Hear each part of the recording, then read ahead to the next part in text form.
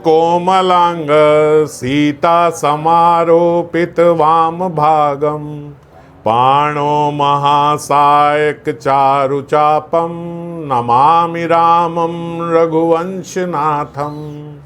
श्री गौरांगा नित्यानंद श्री अद्वैत चंद्र गदाधर श्रीवासादि गौर भक्त वृंद कृष्णाय वासुदेवाय हरे परमात्मने प्रणत कलेश नाशाय गोविंदाय नमो नमः। तप्त कांचन गौरांगी राधे वृंदावनेश्वरी वृषभानुसुते देवी प्रणमामि हरिप्रिय।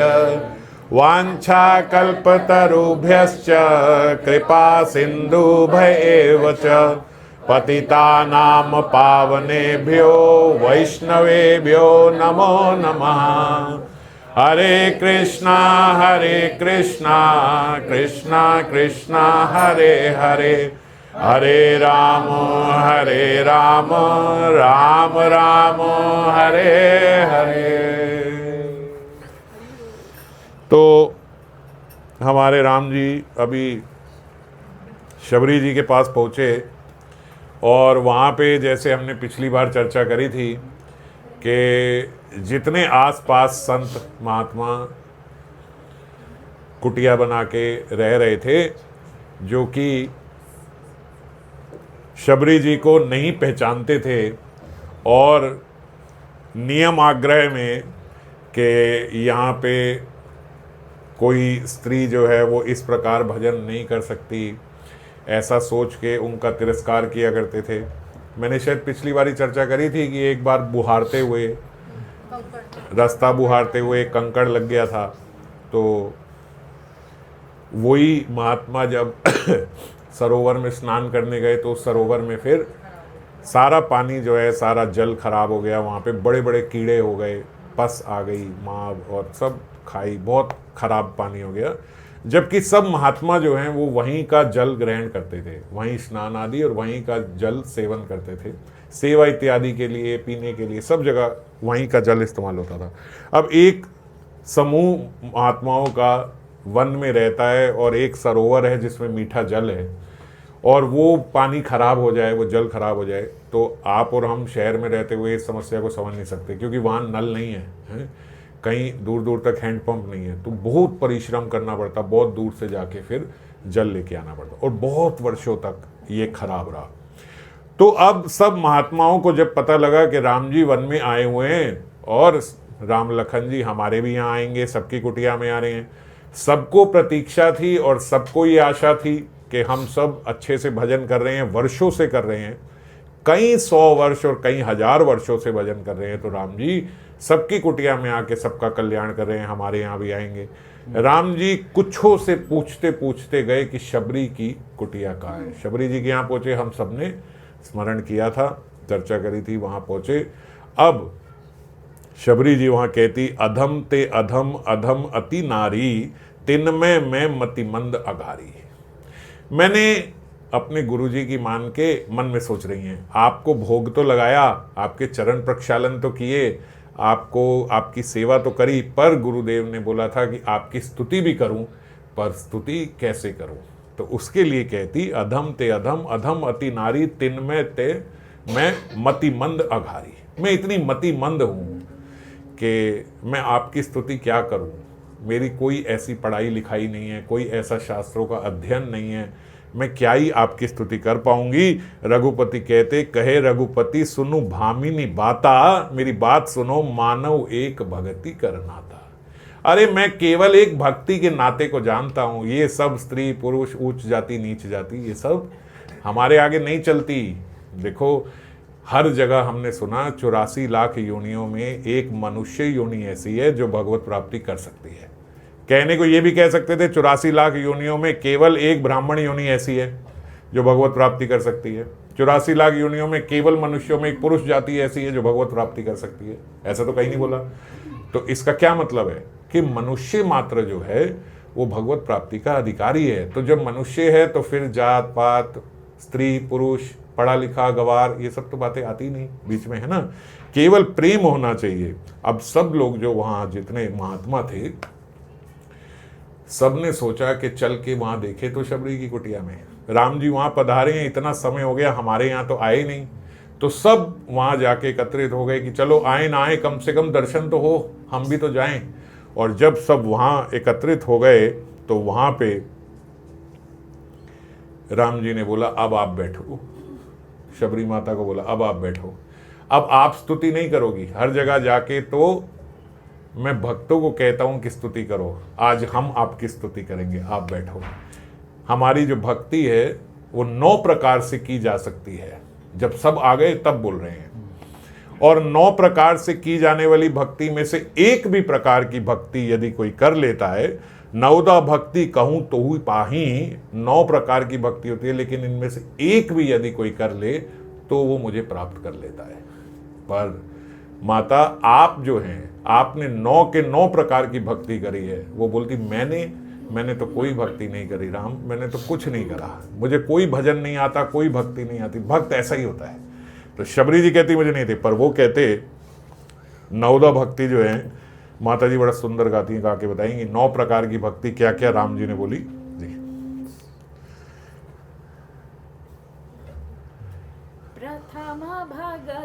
आप सबके पास है, आप सब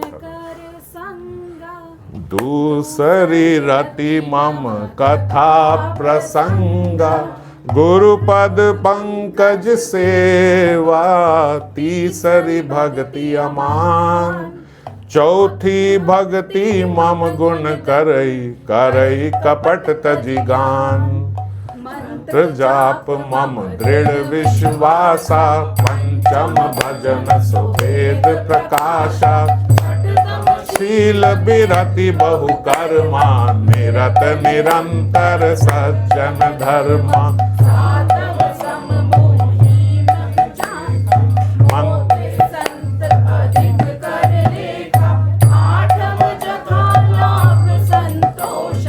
सपने हुनाहि देखई पर दोषा, नवम सरल सब संचल हीना, मम भरोस ही हर्ष न दीना, नव महु एकहु दीनह के होई, नारी पुरुष सचराचर कोई। तो ये 9 प्रकार की भक्ति जो है राम जी ने शबरी को बताई। और बताई क्या, एक प्रकार से शबरी जी की स्तुति करी। इसमें अंत में क्या बोलते हैं, नव महु एको ही जिनके होई। इन 9 में से एक भी जिनकी होती है, नारी पुरुष सचराचर कोई, चाहे नारी हो चाहे पुरुष हो, चाहे चराचर में कोई भी हो, स्त्री हो पुरुष हो, जड़ हो चेतन हो, कोई भी हो, सोई अतिशय प्रिय भामिनी मोरे, सकल प्रकार भगति दृढ़ तोरे। ऐसा जो होता है वह मुझे अत्यंत प्रिय है और सभी प्रकार से वो मुझे प्राप्त कर लेता है। कौन कर लेता है? जिसकी 9 में से एक भी भक्ति होती है। और प्रथम भक्ति हमने 9 भक्ति भागवतम में भी पढ़ी हुई है ना। प्रहलाद महाराज जी के उसमें प्रहलाद महाराज जी बोल रहे हैं 9 प्रकार की भक्ति होती है। वहां पे उन्होंने बोला श्रवणम कीर्तनम विष्णु स्मरणम पाद सेवनम अर्चनम वंदनम दास्यम साख्यम आत्मनिवेदनम। ये अलग 9 भक्ति है। भगवान के भक्ति के बहुत सारे चरण होते हैं, कहीं से भी, कहीं इधर से भी ले लो, इधर से भी ले लो, कोई कहीं से पकड़ ले, कहीं से पकड़ ले।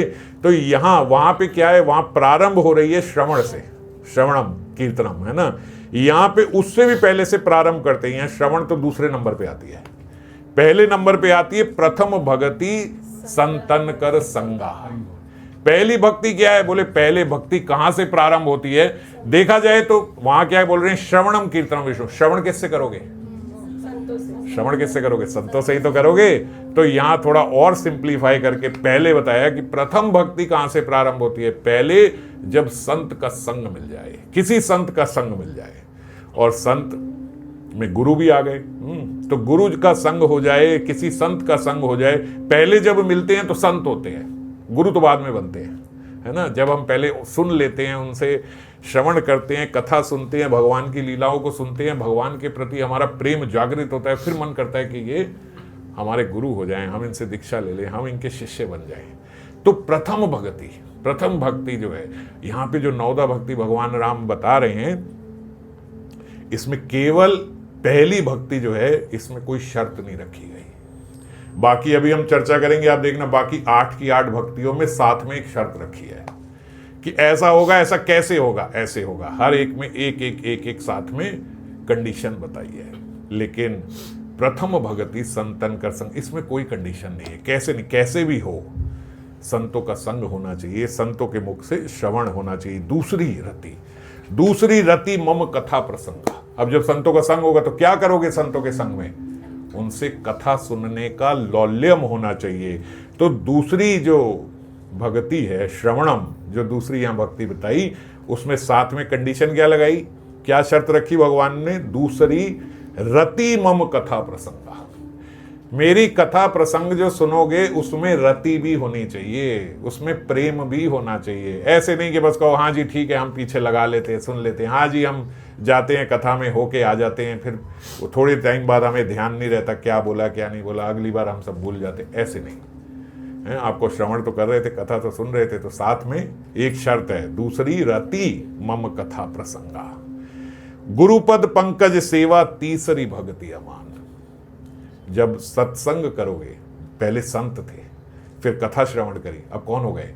अब गुरु हो गए। तो जब गुरु हो गए तो गुरु पद पंकज सेवा तीसरी भक्ति अमान। जब हम जाते हैं ना कथा प्रसंग सुनने, तो हमारा एक अपना मान होता है कि हम जा रहे हैं, हम कथा सुन रहे हैं, हम वहाँ बैठे हैं, हम कुछ दान करके आएंगे, कुछ ये करके आएंगे, महात्मा अच्छा बोलते हैं कि कुछ सेवा कर दो, ये कर दो। फिर जब कथा सुन लेते हैं तो यहाँ पे जब गुरु पद पंकज सेवा, जब गुरु के चरणों की सेवा हो जाए, जब गुरु के चरणों की सेवा प्रारंभ हो जाए, तो क्या इसमें कंडीशन है? भक्ति अमान। गुरु पद पंकज सेवा कैसे करनी है? अमाननीन, अमान होकर, अपना सारा मान छोड़कर, बिल्कुल शूद्र बन के, बिल्कुल छोटे बन के, है ना। भगवान को अमनिया ही लगता है भोग। अमनिया क्या है? एकदम मान रहित हो जाए। फिर अपना मान नहीं रखना कि मैं कुछ हूं, मैंने सेवा करी, मैंने ये दिया। वो देख रहे हो गुरु जी का आसन जिस पे बैठे, मैंने दिया। वो देख रहे हो ये जो गुरु जी पादुका, ये मैंने दिया। ये सब खत्म। जब तक ये रहेगा मैं कर रहा हूं, मैं कर, अरे आपको अवसर मिल रहा है, कृपा कर रहे हैं, आपको अवसर मिल रहा है। गुरु और भगवान में कोई भेद नहीं है। आप क्या दे सकते हो उनको? क्या दे सकते? कुछ नहीं दे सकते। जो आप दे पा रहे हो वो उनकी कृपा से उनको कुछ दे पा रहे हो। तो ये मान हट जाए, बिल्कुल हट जाए। इसीलिए बोला गुरु पद पंकज सेवा तीसरी भक्ति अमान। इसके साथ एक शर्त है, अमान होकर सेवा करनी होगी। मुझे 4 लोगों के बीच में ऐसा बोल दिया, मैंने इतनी सेवा करी और देखना मेरी तरफ आंख उठा के नहीं देखा, वो जरा सा कल का आया उसकी इतनी तारीफ कर दी, ये सब अगर करेंगे तो फिर गुरुपद पंकज सेवा नहीं हो पाएगी ठीक से। चौथी भक्ति मम गुण गण करई। भगवान के गुणों का गान करना, ये चौथी भक्ति है। आपने श्रवण तो कर लिया है ना, श्रवण तो कर लिया, गुरुपद पंकज सेवा हो गई। अब क्या है? अब भगवान के गुणों का गान भी करना है। पर भगवान के गुणों का गान करने के साथ एक कंडीशन, क्या? करई कपट तजी गान। गाओ तो सही, पर कपट का त्याग कर कर। आप बोलोगे इसमें कपट क्या है भाई? मैं क्या कपट कर लूंगा भगवान का गुणगान करने में? इसमें कपट क्या है? भागवतम के बिल्कुल शुरू में बताया है, कई तब धर्म जो बताया। कपट क्या होता है कि हम जो गुणगान करते हैं उसमें भी सोच लेते हैं कि ये वाली स्तुति करूंगा ना तो ये लाभ होगा, ये रोज ये गाऊंगा ना तो ये हो जाएगा। महात्मा के चक्कर में बहुत फंस जाते हैं। तो गुणगान करते करते क्या होता है, एकदम तोते की तरह गुणगान कर जाते हैं, है ना। तोते की तरह स्तुति पड़ जाते हैं, तोते की तरह भगवान के नामों का उच्चारण करते हैं। ये बोल लो, ये इतने नाम ले लो, ये कर लो, ये भगवान की स्तुति गा लो, यहाँ लिखा था ये कर लो, ये राधा कवच इसलिए गा लो क्योंकि हमारा सारा शरीर ठीक रहेगा, और चढ़ एकदम तोते की तरह पड़ा। तो ये क्या हुआ? गुणगान तो करा आपने, मगर गुणगान केवल अपने स्वास्थ्य के लिए, अपने फायदे के लिए वो गुणगान कर रहे हैं। तो ये कपट माना गया, है ना। इसीलिए कहते चौथी भक्ति मम गुणगान करई कपट तजी गान। कपट त्याग कर मेरा गान करना। कैसे गान करना कपट त्याग कर? प्रेम से। आप प्यारे लगते हो, आप मनमोहन हो, मेरे मन को भाते हो, ऐसा हम भगवान का गुणगान करें, ऐसे करें। मंत्र जाप मम दृढ़ विश्वासा। मंत्र जाप तो करें, पर मंत्र जाप में हल्का कर दो, मंत्र जाप में दृढ़ विश्वास हो। मंत्र जाप जो है ये 5वीं भक्ति है, पर मंत्र जाप के साथ दृढ़ विश्वास, ये भगवान ने कंडीशन लगाई है। देखो, ऐसा बोला जाता है कि जब नाम लेते हैं तो नाम कैसे भी लो, जैसे मर्जी नाम लो, नाम अपना फल देता है। नाम से फल मिलेगा ही मिलेगा, नाम की कृपा मिलेगी ही बस एक नंबर हल्का कर दो ना उसको, बस नाम की कृपा मिलेगी ही मिलेगी। लेकिन मंत्र जो गुरुदेव ने दिया है, जो मंत्र है, वो जब मंत्र जाप करते हैं तो उसमें विश्वास होना चाहिए, नहीं तो उस मंत्र का कोई फल नहीं मिलता। और आप लोगों को बताऊं, हम लोगों पे तो बड़ी महत कृपा है, गौड़िया लोगों पे, गौड़िया वैष्णवों पे। श्रीमन महाप्रभु जो दे के गए हैं उसको बोला गया महामंत्र। ये मंत्र नहीं, ये महामंत्र। क्यों क्यों महामंत्र बोला इसे, बताओ, किसी को पता है? ये मंत्र नहीं, ये महामंत्र। क्यों महामंत्र है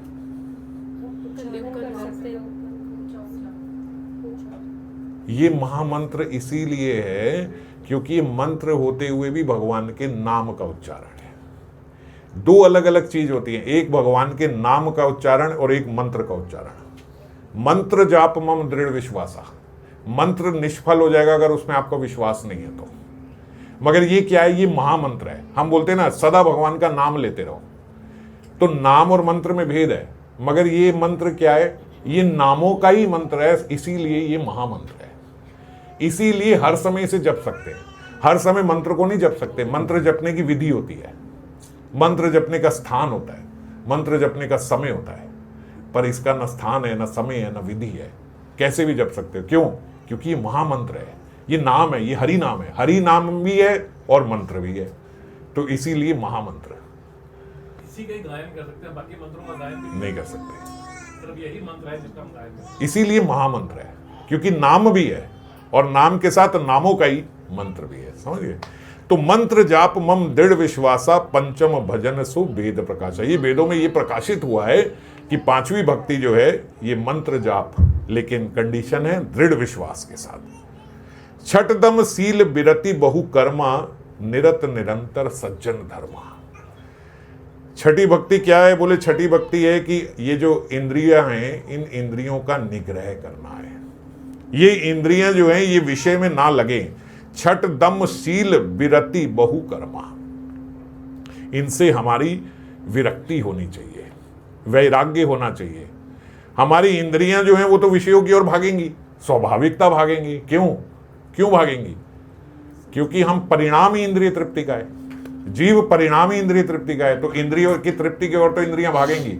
मगर उससे विरक्ति लाना, विषयों से अपनी इंद्रियों को रोकना, ये छठी भक्ति है ये। लेकिन इसके साथ कंडीशन क्या है? कंडीशन क्या है? यूं समझ लो कि भगवान ने साथ साथ ये भी बता दिया कि ये संभव कैसे होगा, कैसे जीव अपनी इंद्रियों को रोक सकता है विषयों से जाने के लिए। विषयों से आकर्षित तो है ही है, अब विषय भोग ना करे इंद्री, इसके लिए कैसे रोके? बोले निरत निरंतर सज्जन धर्मा। आपको जो है पूर्ण रूप से संतों का, महात्माओं का अनुसरण करना होगा, उनके आचरण को समझते हुए उनका अनुसरण करना होगा। संतों के संग में ही रहो, तब आप बच सकते हो। क्या कितना रहो? निरत निरंतर सज्जन धर्मा, निरत निरंतर उनकी वाणी का संग करो, उनका संग करो। जब आप उनके संग में रहोगे तो फिर इंद्रियों में बल आएगा कि हम विषय को रोकें। अगर हमारे इंद्रियां नहीं रोक रही हैं, हम चर्चा करेंगे कि ये है, ऐसा है, ऐसा है, हमें रोकना है, किस प्रकार रोकें, ऐसे रोकें और विरक्ति से उसको रोकें। और कैसे रोक सकते हैं? बोले इसका एक इलाज है। या यूं उन्होंने तो कई कंडीशन है, हम कहते या साथ में इलाज भी बता दिया। वो इलाज ये है कि निरंतर सत्संग रहे, निरंतर भक्तों के संग में रहे। सातवा सम मोहि मय जग देखा, मोते संक अधिक कर लेखा।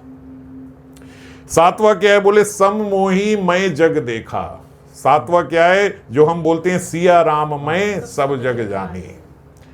सातवीं भक्ति है जगत भर को सम भाव से मुझ में ओत प्रोत देखना, सब में सम भाव रखना। सातवा सम मोहि, सम भाव रखते हुए मोहि जग देखा।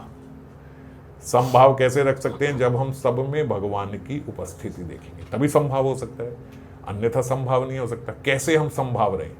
कोई हमें बहुत प्रिय लगता है, कोई हमें अप्रिय लगता है, कोई हमारी बड़ी तारीफ करता है, कोई हमारी पीठ पीछे बुराई करता है, हमें पता लग जाता है। कोई हमें बहुत अच्छा कहता है, कोई हमें बहुत बुरा कहता है, कोई हमें पसंद करता है, कोई हमें पसंद नहीं करता है। तो सब में समभाव कैसे रखें? बोले सब में भगवान की उपस्थिति देखो। जब सब में भगवान की उपस्थिति देखते हैं तो फिर सब में समभाव हो जाते हैं। कोई हमारे साथ बुरा कर रहा है, ठीक है, मेरे प्रारब्ध है, कहीं ना कहीं से तो पूरे होंगे, ठीक है, यहां से पूरे हो रहे हैं, है ना। इस प्रकार से समझते हुए हमारा उससे द्वेष नहीं है, इनसे क्या द्वेष कर, मेरे प्रारब्ध को पूरे करने के लिए आए हैं। तो भक्त जो होता है भीतर से बड़ा संतोष पाता, चलो ठीक है, इसके साथ मेरे प्रारब्ध पूरे हो रहे हैं। जो अच्छा बोल रहा है वो अच्छाई, वो क्या बोलता है, ये मेरे में क्या अच्छाई है। अगर अध्यात्म में जैसे आ गया और कोई बोलता है आप बड़ी अच्छी कथा करते हो, आप बड़ा अच्छा कीर्तन करते हो, आप बड़े ये दिख रहे हो, आप बड़े वो दिख रहे हो, आप भक्त दिख रहे हो, अरे भैया सब गुरुदेव का दिया हुआ है, उनकी कृपा है तो मुख से निकल रहा है, उनकी कृपा नहीं होगी तो क्या बोल पाएंगे, कुछ नहीं कर पाएंगे। तो जो तारीफ कर रहा है वो तारीफ भी सब गुरुदेव की है, हमारी तो है नहीं। इस बात को समझना है। ऐसा नहीं है कि ह्यूमिलिटी में ये बोलना है, ये करना है, ये बात वास्तविकता में यही है। आप बहुत नाम जप कर लेते हो, आप ये कर लेते हो, बड़े बड़े प्रकार से लोग आपको बोलेंगे, आपकी तारीफ, अच्छा अरे आप बड़ा अच्छा है, आप तो सुबह सुबह उठ जाते हो, आपकी तो बड़ी अच्छी बोलने की शैली है, आप तो बोलते बड़ा अच्छा हो, आप ये हो, आप वो हो, सब जो है सब गुरु कृपा ही तो है। हमें कहाँ पता था ये सब चीज़ें, ये आज भी कहाँ आती है, उनकी कृपा है तो ये सब हो रहा है ना। तो सब कर दिया तो तारीफ भी उनको, बुराई करे तो हमारे प्रारब्ध से है। तो सबसे समभाव रहना ये सात्विक भक्ति है। और इसके साथ एक कंडीशन और लगाई है, सब में समभाव रखना, पर मोते संत अधिक करी लेखा। पर जो मेरे संत है ना, उनकी सेवा मुझसे भी अधिक करना, उनको मुझसे भी ऊपर जानना। क्योंकि भगवान तो सर्वत्र है, भगवान तो सब जगह है, पर सबको प्रीति तो नहीं हो जाती भगवान से। अगर हमें कुछ प्रीति हो पाई है या हो पाएगी तो किन के कारण हो पाएगी?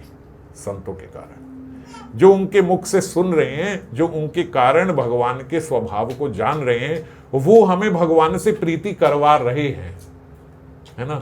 नहीं तो भगवान तो हरि व्यापक सर्वत्र समाना, भगवान तो सर्वत्र हैं, सबके पास हैं, सबके लिए हैं, पर जिसको संतों का संग नहीं मिला उसकी प्रीति नहीं होती। तो इसीलिए बोलते सब में भगवान की उपस्थिति कैसे देख पाओगे? कंडीशन भी है और मैं बोलता हूं सपोर्ट भी है साथ में, बता रहे हैं भगवान साथ साथ कैसे। मोते संत अधिक कर लेखा, संत को मुझसे अधिक देखना, मेरे से ज्यादा जानना। आठवां जथा लाभ संतोषा, सपने हूं ना ही देखी पर दोषा। आठवीं भक्ति क्या है कि जथा लाभ संतोष, जो आपके पास है उसमें संतुष्ट रहो।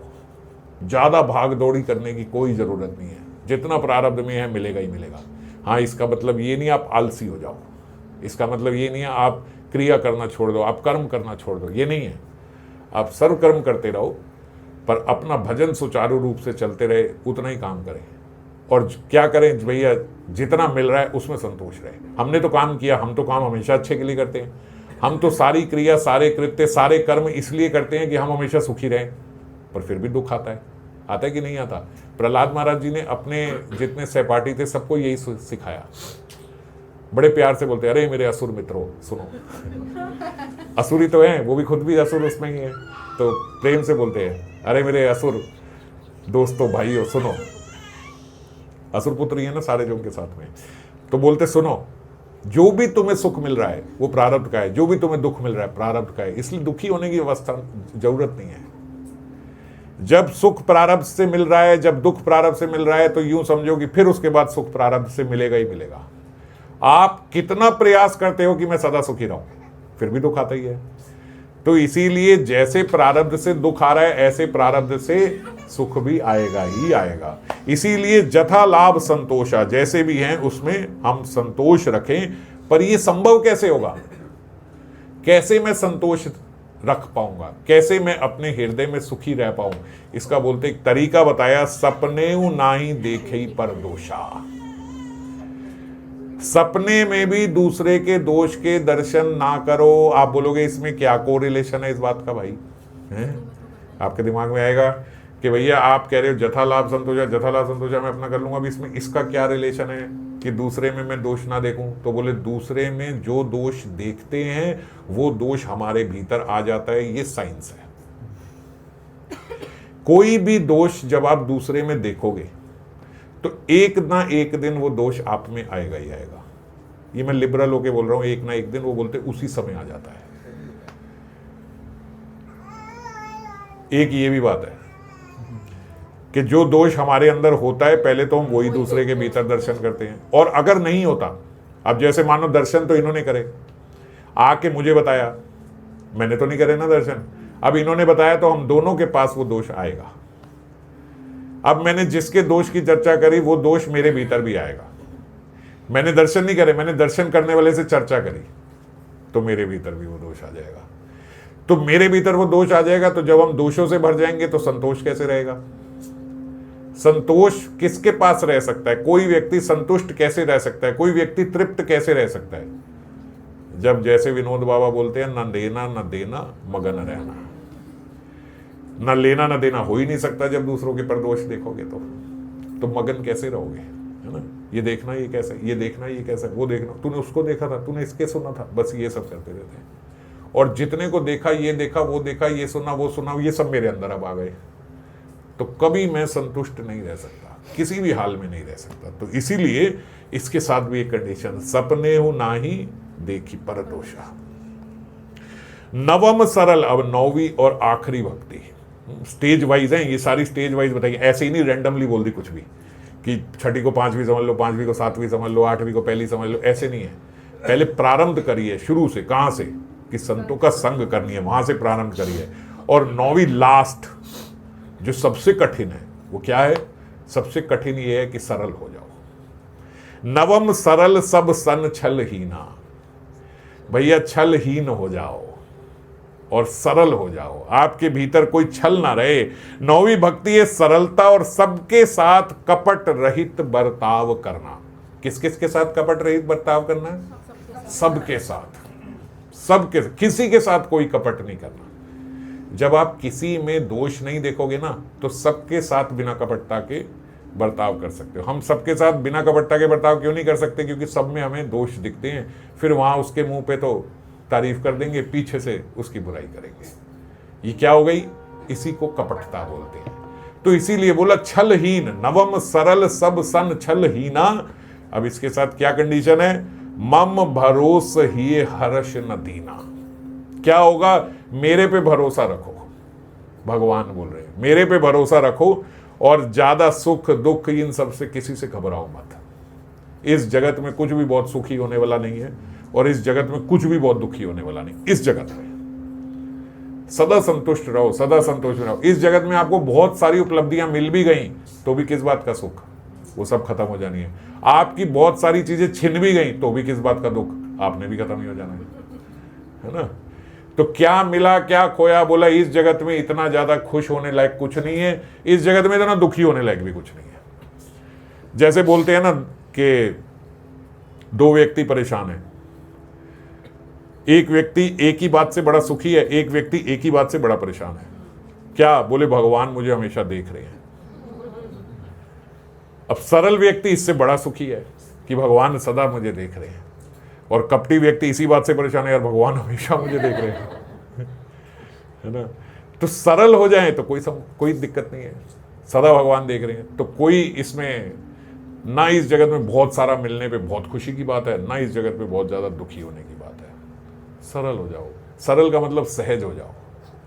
सहज हो जाने का मतलब है कि ज्यादा चीजें अपने पास मत रखो। इस जगत की जितनी सारी चीजें इकट्ठी करते जाओगे उतनी सरलता आपके भीतर से खोती जाएगी। ये बात हमेशा देख लेना। सहजता क्या है? सहेजो मत बहुत कुछ है। सहजता ये है कि जितना कम से कम में गुजारा हो बस उतने में मस्त रहो। ये इसलिए ना ले लूं कि ये इसके पास भी है, ये इसलिए ना ले लूं कि यार इतना तो होना ही चाहिए, आजकल सबके पास है। ये सब करने की जरूरत नहीं है। जितना है सही है। आप खुश हो ना।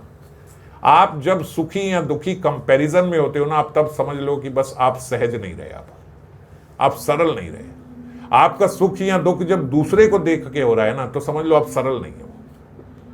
मेरी सरलता में मुझे किसी को देखने की जरूरत नहीं है। मुझे अपने आप से पता होना चाहिए कि अगर मुझे पता है कि मुझे इस वस्तु की आवश्यकता है तो मैंने वो ले ली। अगर मुझे लगता है कि मुझे गैस की जरूरत है तो मैंने नहीं ली। मैं इसलिए लूं कि यार इन सबके पास है, मेरे पास भी होनी चाहिए।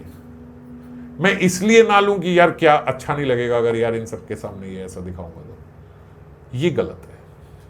जब कंपैरेटिवली हम सुखी या दुखी होने लगते हैं, कंपैरेटिवली हम सामान को लेना या देना शुरू करते हैं, ये खराब हो जाता है। यार इतना देना चाहिए नहीं तो बुरा लगेगा, इतना कर देते हैं, यार इसने भी मेरे साथ ऐसे किया। अरे आपका मन है, आपका जैसा है जितना है वैसे रहो, सरल रहो, जितने हो जैसे हो वैसे दिखो, जितना जिसको अच्छा लगता है उसको उतना ही अच्छा बोलो। नहीं समझ में आ रही चुप रहो, सरल रहो, समझ गए, सहज रहो, कोई समस्या नहीं है। ज्यादा दिखाने की जरूरत नहीं है, ज्यादा करने की जरूरत नहीं, जो हो वो रहो। और क्या बनना है? सरल बनना है, तो सरल रहो। रामचरितमानस में बड़ा सुंदर बोलते सरल कौन है? जिसके भीतर सीता, राम और लक्ष्मण जी बसे हुए, वो सरल है।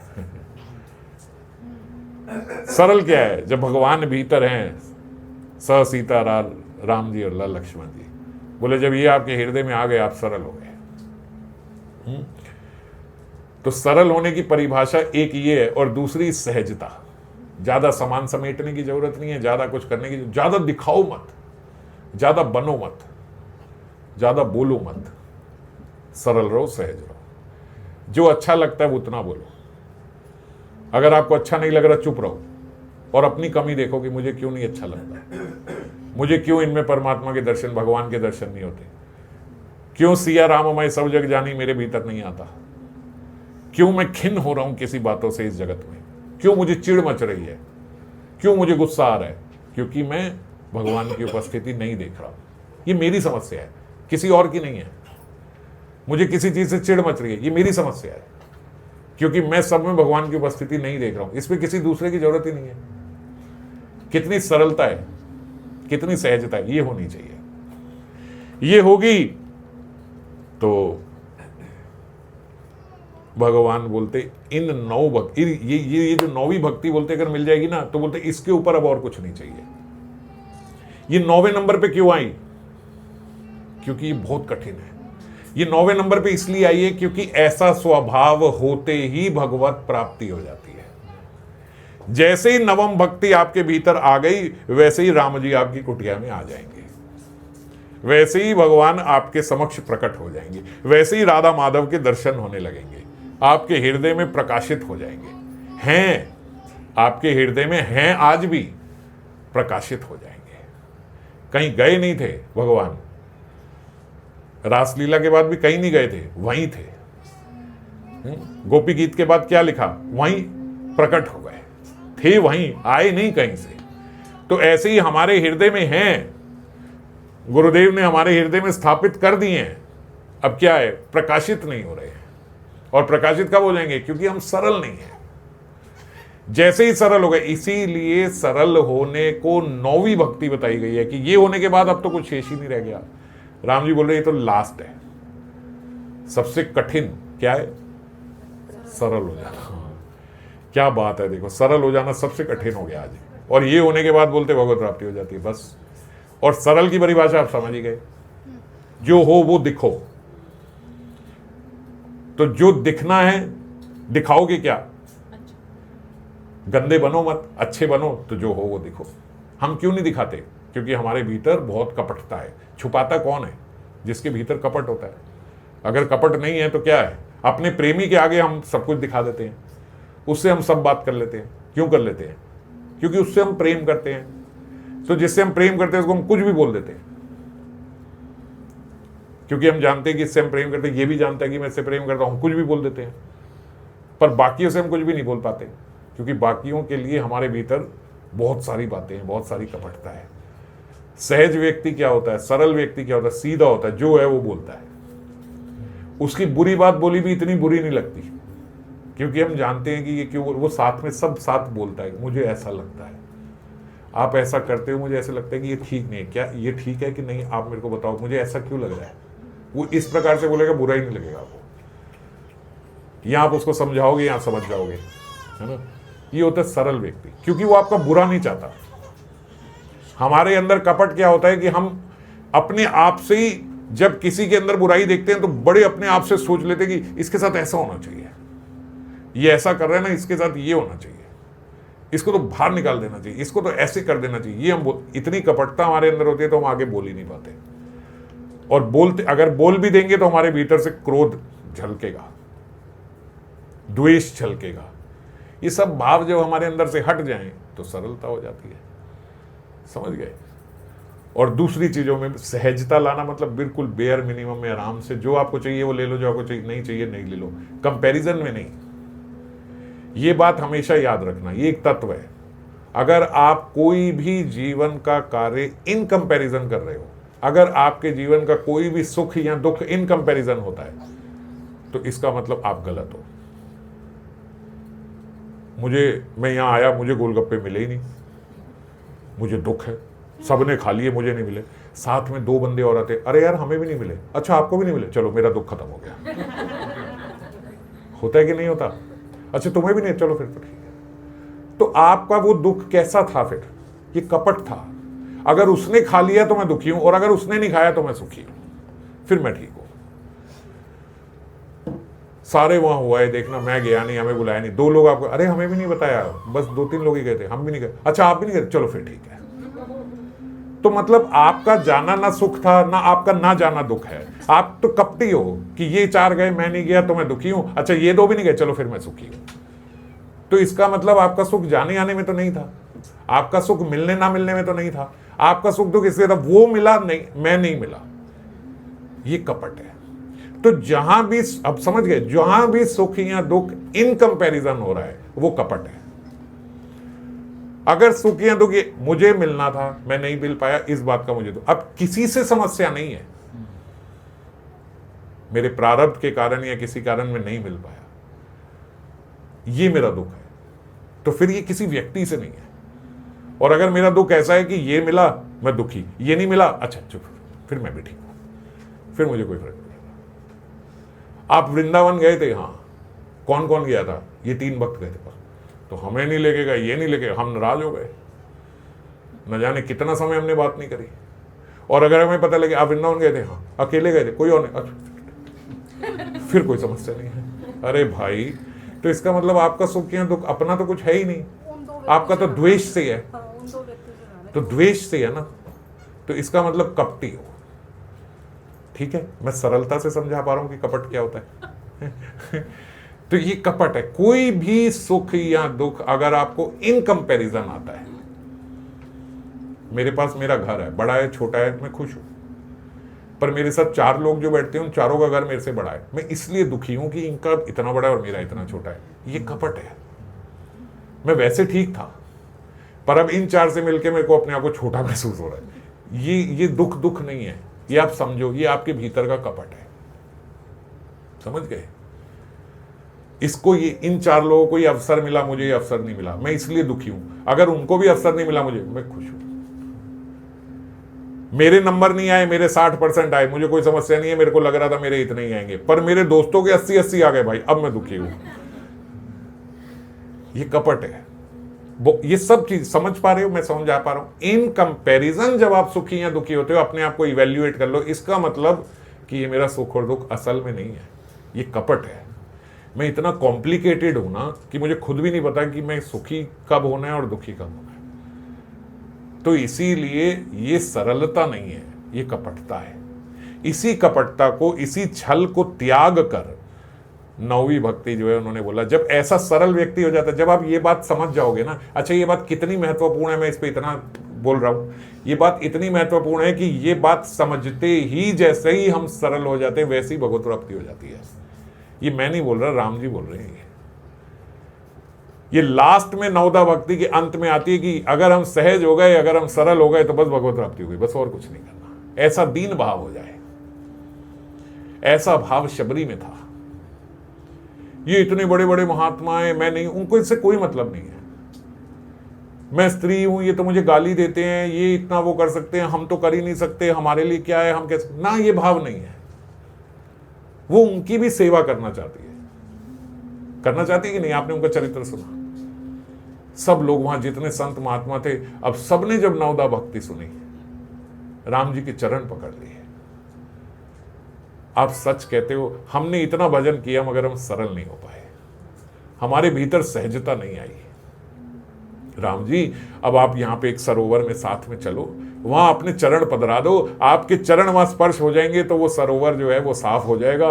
बहुत वर्षों से बहुत दुख पा रहे हैं, बहुत गंदा पानी है, ना भगवान की सेवा कर पाते हैं, ना अपने लिए जल ले पाते हैं, आप वो समझो। राम जी ने कहा मेरे चलने से कुछ नहीं होगा, आप चरण, अरे मेरे चरण पधारने से कुछ नहीं होगा, और खराब हो जाएगा। नहीं नहीं नहीं, अरे आप ऐसे मत बोलो, आप चलो चलो। पकड़ के राम जी का हाथ वहां सरोवर पे ले गए। राम जी ने वहां जैसे ही चरण रखा, महाराज इतने इतने कीड़े इतने बड़े हो गए। राम जी ने कहा मेरे तो चरणों का प्रताप है भाई, जुग जुग जिएंगे अब तो ये। चरणामृत मिल गया जिनको, वो तो और हट्टे कट्टे हो जाएंगे। अब राम जी है ना, लीला है उनकी, क्या करना चाहते इस लीला से? बोले ये मेरे से नहीं होगा। आपने शबरी जी की यहां पे,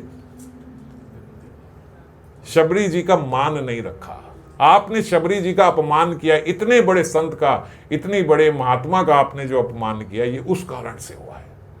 कैसे होगा? शबरी जी को बुलाया, माता इधर आओ, यहां अंदर चरण रखो। जैसे ही शबरी जी ने चरण रखा, पूरा सरोवर शीत हो गया, एकदम साफ, उसी समय एकदम मीठा जल, साफ वैसा ही हो गया जैसा था। सब के सब संत अब समझे शबरी जी की महिमा। अरे हमसे बहुत गलत हो गया, राम जी के चरणों में पड़ गए, हमें माफ कर दो। बोले ये जितनी मैंने नवदा भक्ति बताई है ना, ये सब समझो, मोते संत अधिक कर लेखा। शबरी जी को मुझसे ऊंचा जानना होगा, ऐसी भक्त रही है ये, आप सबकी ऐसी सेवा करिए। पर जो भक्त होता है ना, वो मानहीन होता है, वो अपना मान जहां मिलता है ना, वहां से भाग जाता है। तो शबरी जी अब वहां से भागना चाहती, अब वहां रहना नहीं चाहती। वो तब तक तो आराम से रह रही थी जब तक लोग उनका अपमान कर रहे थे, पर अब इतना मान करेंगे, अब ये मेरी सेवा ग्रहण नहीं करेंगे, अब ये आके मेरी सेवा ग्रहण करेंगे, ये नहीं चाहिए मुझे। राम जी बोलते, मम दर्शन फल परम अनूपा, जीव पाव निज सहज स्वरूपा। सहज स्वरूप हम हो जाएं, ये बोलते हमें तो होना है, पर राम जी के जिसने दर्शन कर लिए वो तो हो ही गया। ये राम जी के दर्शन का फल है। मम दर्शन फल परम अनुपा, मेरे दर्शन का परम अनुपम फल यह है कि जीव अपने सहज स्वरूप को प्राप्त हो जाता है। यही सहजता की तो हम बात कर रहे थे।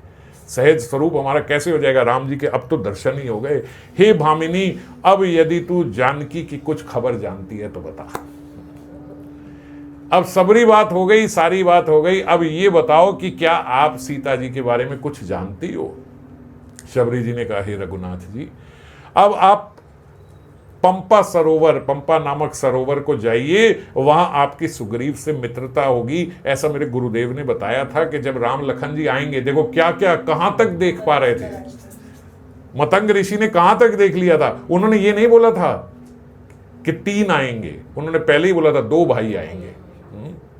और जब आएंगे और आपसे पूछेंगे तो आप उन्हें बता देना कि पंपा सरोवर में जाए, वहां सुग्रीव मिलेगा, उससे आपकी मित्रता होगी। शबरी जी कहती, हे देव, हे रघुवीर, वह सब हाल आपको बतावेगा। हे धीर बुद्धि, आप सब जानते हुए भी मुझसे पूछते हैं। जानत हूं पूछा हूं मति धीरा। ये सब आप जानते नहीं, ये सब आप जानते हो, मगर जान के यहां मेरा मान बढ़ाने के लिए आप मेरे से यहां पे पूछ रहे हो। ये सब कथा कहकर अब शबरी जी बोलती, अब मैं यहां नहीं रहूंगी, आप मुझे आज्ञा दीजिए कि अब मैं यहां से चलूं। और अपने बोलते अपने दाहिने पैर के अंगूठे से उन्होंने योग अग्नि प्रकट करी और योग अग्नि से देह को त्याग कर वह उस दुर्लभ हरि पद में लीन हो गई जहां से लौटना नहीं होता। ठाकुर जी के धाम को प्राप्त हो गई। तुलसीदास जी कहते हैं, अनेकों प्रकार के कर्म, अधर्म और बहुत से मत, ये सब शोकप्रद हैं। हे मनुष्य, इनका त्याग कर दो और विश्वास करके श्री राम जी के चरणों में प्रेम करो। ठाकुर जी के चरणों में प्रेम का क्या प्रताप है। ठाकुर जी के समक्ष उनको देखते देखते, उनके सामने ही उनके दर्शन करते हुए योग अग्नि अपने ही देह से प्रकट करके उस योग अग्नि में जल के भगवान के धाम, परम धाम को चली गई, जहां से फिर लौटना नहीं होता। तुलसी जी कहते, जो नीच जाति की और पापों की जन्मभूमि थी, जहां उनका जन्म हुआ था, वो तो ऐसी जगह ही हुआ था जहां ये सब मांस इत्यादि खाया जाता था, ऐसी स्त्री को भी जिन्होंने मुक्त कर दिया। अरे महादुर्बुद्धि मन, तू ऐसे प्रभु को भूल कर कहां सुख चाहता है। अपने मन को बोल रहे हैं, अपने मन को ये बोल रहे हैं कि हे दुर्बुद्धि मन। दुर्बुद्धि मन मतलब जो बुद्धि की बात नहीं मानता है। तू ऐसे प्रभु को भूल कर कहां इस जगत में सुख चाह रहा है। जो ऐसे को भी भेज देते हैं, वो हमें नहीं भेजेंगे क्या? हमें भी भेज देंगे, बस उनके चरणों में प्रीति हो जाए। श्री रामचंद्र जी ने उस वन को छोड़ दिया और वे आगे चले। प्रभु विरही की तरह विषाद करते हुए अनेकों संवाद कहते हैं। अब बहुत आगे संवाद कहते हैं लक्ष्मण जी को, हे लक्ष्मण जरा इस वन की शोभा देखो। जैसे आगे आगे जा रहे हैं, क्योंकि विरह में है, किशोरी जी साथ नहीं है, तो वन को देखते हुए कहते हैं इसे देखकर किसका मन शुद्ध नहीं होगा। हमें देखकर जब जब वहाँ हिरन के झुंड जाते हैं ना, तो बोलते हैं हमें देखकर देखो हिरनों के झुंड भी भागने लगते हैं। इन्होंने हिरन को मार दिया था ना, तो बोले अब देखो हिरनों के झुंड भागने लगते हैं, और हिरनियां देखो इनके कान में आके कह रही हैं कि अरे तुम भय मत करो, तुम तो साधारण हिरन हो, तुम कौन से सोने के हो जो तुम्हें मार देंगे, ये तो सोने के हिरनों को मारते। ऐसा राम जी बोल रहे हैं। हाथियों को देखो अपनी हथनियों के साथ लगा लगा कर चलते हैं, वे मानो मुझे शिक्षा दे रहे हैं कि अपनी स्त्री को ऐसे अकेला नहीं छोड़ना चाहिए था, साथ चलना चाहिए था। ये सब मुझे ऐसा सब विरह में राम जी बोलते चले जा रहे हैं। अनेकों वृक्ष नाना प्रकार के देखो कैसे फले फूले हैं, ये कोयल कैसे कूजल कर रही है, तीतर और बटेर पैदल सिपाहियों के झुंड हैं मानो कामदेव के।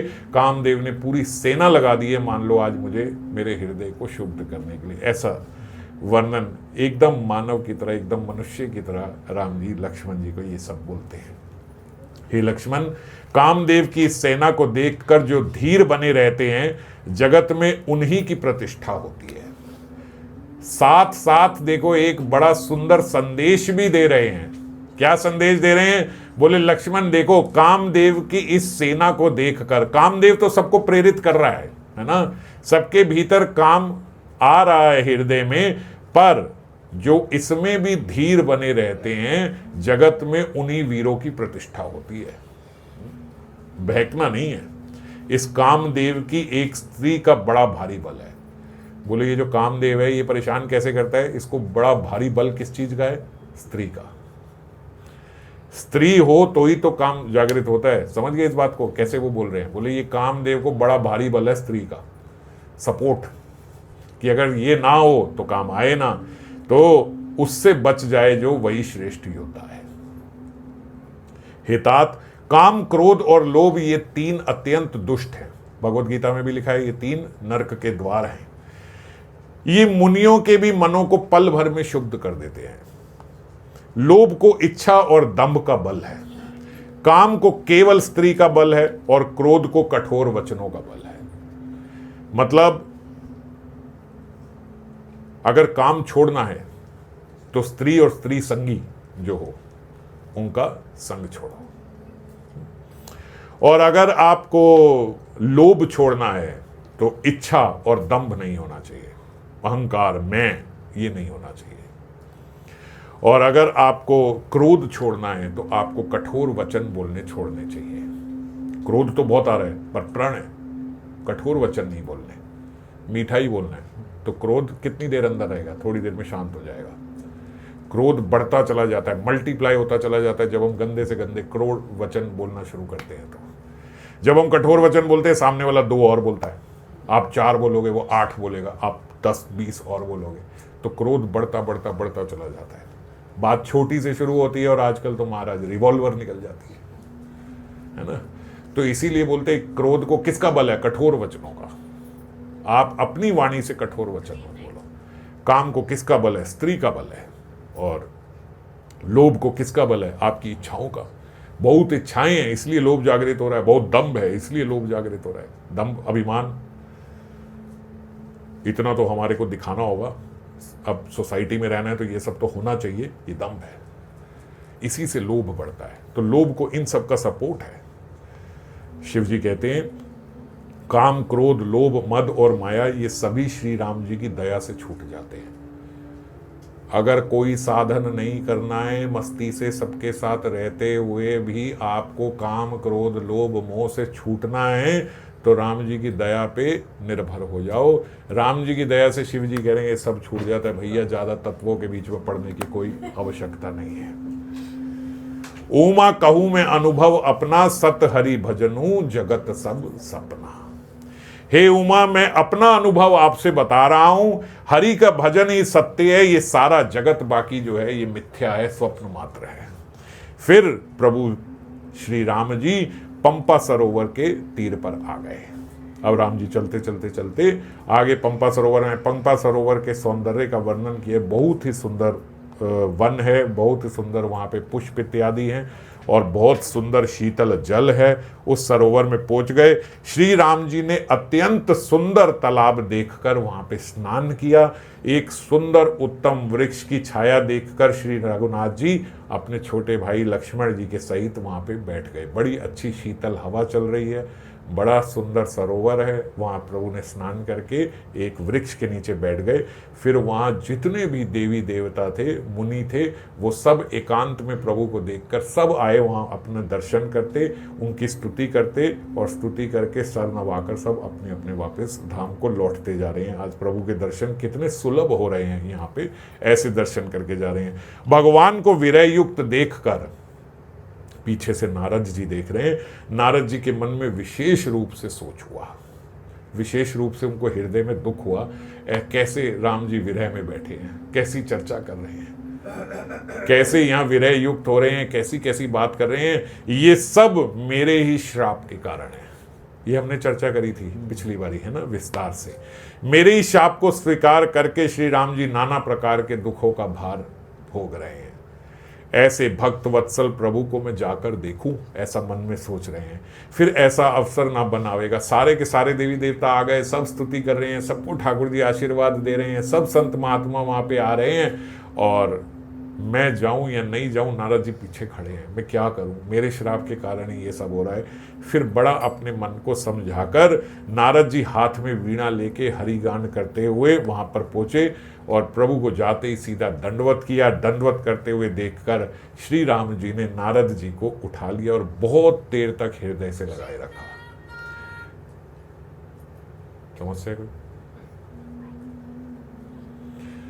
बहुत देर तक उन्हें अपने हृदय से लगा रखा। क्यों बहुत देर तक लगाया? क्योंकि भगवान जानते हैं कि नारद जी के हृदय में क्या चल रहा है। ये नारद जी अपने हृदय में सोच रहे हैं कि मेरे कारण ये सब कुछ हो रहा है, इसीलिए उन्होंने उनको अपने हृदय से लगा लिया और लक्ष्मण जी से इशारा किया तो लक्ष्मण जी ने आदर सहित वहां पे नारद जी के चरण धोए। प्रभु को मन में प्रसन्न जानकर नारद जी हाथों को जोड़, आपको कोई समस्या आप बाहर जाके पहले देख लो एक बार, यहाँ इतना अधीर मत हो। प्रभु को मन में प्रसन्न जानकर नारद जी हाथ जोड़कर वचन बोले, हे स्वामी मैं एक वर मांगता हूं, क्या आप मुझे देंगे? नारद जी। राम जी बोले, हे मुनि पहले एक बात बताओ, आप मेरा स्वभाव नहीं जानते हो क्या? आप मेरा स्वभाव जानते हो क्या? मैं अपने भक्तों से कभी कुछ छुपाता हूं? नारद जी बोले, नहीं। ऐसी कौन सी वस्तु है जो मुझे प्रिय लगती है जिसे मुनि श्रेष्ठ तुम्हें लगता है कि मैं तुम्हें नहीं दे दूंगा? बताओ। मेरा आपसे कोई छुपाव नहीं है, मेरा भक्तों से कोई छुपाव नहीं है। आपको लगता है मेरे पास कोई ऐसी वस्तु है जो मैं आपको दे सकता हूं, आप मुझसे मांग लो, तुम जो मांगोगे मैं आपको दूंगा। अब नारद जी थोड़े लो फील कर रहे थे ना, इसीलिए ठाकुर जी सब जानते हैं, सबके हृदय का हाल जानते हैं कि ये ऐसा क्यों बोल रहा है, ऐसा क्यों समझ रहा है। अब जो मांगना चाहते हो मांग। नारद जी उनकी ये बात सुनकर हर्षित हो गए। यद्यपि प्रभु बोलते आपके अनेकों नाम हैं और वेद कहते हैं कि सब एक से बढ़कर एक है। यद्यपि प्रभु के नाम अनेका, श्रुति कहे अधिक एक ते एका, राम सकल नाम ते अधिका। मुझे ये दे दो कि हे नाथ, राम नाम सब नामों से बढ़कर हो जाए। आपका ऐसा स्वभाव, ऐसा सुंदर स्वरूप, कितना सुंदर स्वरूप। बोलते राम जी तो अपनी सुंदरता का ही अवतार है, मान लो कितने सुंदर है। हम बोलते नहीं कन्हैया ज्यादा सुंदर है, ठाकुर जी ज्यादा सुंदर है, वहां की सुंदरता की तो क्या क्या लीलाएं हैं। बोले वहां के सुंदरताओं में तो गोपियां उनसे आकर्षित हुई थी, इनका सौंदर्य तो ऐसे था कि यहाँ पे विरक्त मुनि हजार हजार साल तक बैठे हुए तपस्या में, वो उनके भीतर काम जागृत हो गया राम जी को देख के, वो आकर्षित हो गए। उन्हीं को तो वर दिया कि गोपी बन के आना। तो इतना सौंदर्य, अपार सौंदर्य, इतना अपार सौंदर्य, और उस अपार सौंदर्य के साथ उतना ही सुंदर स्वभाव। ऐसे नहीं कि सुंदर व्यक्ति में ज्यादा सुंदर व्यक्ति हो जाए, उसमें स्वभाव की कमी आ जाती है, पर इतना सुंदर आपका देह, इतना सुंदर आपका मुख, और इतना ही आपके भीतर सुंदर स्वभाव। तो बोलते जो राम नाम है ना, आप मुझे ये आशीर्वाद दो कि राम नाम सबसे बढ़कर हो जाए। कृपा सागर श्री रघुनाथ जी ने मुनि को एवं अस्तु कहा कि ठीक है, ऐसा ही होगा, राम नाम सबसे ऊपर हो जाएगा। नारद जी फिर कोमल वाणी बोले, हे राम जी, जब आपने अपनी माया को, अभी भी नारद जी के भीतर वो चल रहा है कि इन्होंने मेरे साथ ऐसा किया क्यों था। ठीक है, मैंने बहुत बड़ी गलती करी, मैंने ठाकुर जी को, मैंने वहां पे उस समय श्राप दे दिया, मुझे श्राप नहीं देना चाहिए था, ये तो बिल्कुल भी ठीक नहीं है। अच्छा, ये समस्या थी तुम्हारी, ठीक है, समझ गया आपकी समस्या।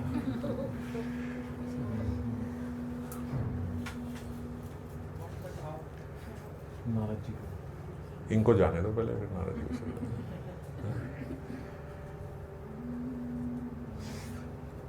नारद जी कोमल वाणी से बोले, हे राम जी, जब आपने अपनी माया को प्रेरित करके मुझे मोहित किया था, तब मैं विवाह करना चाहता था।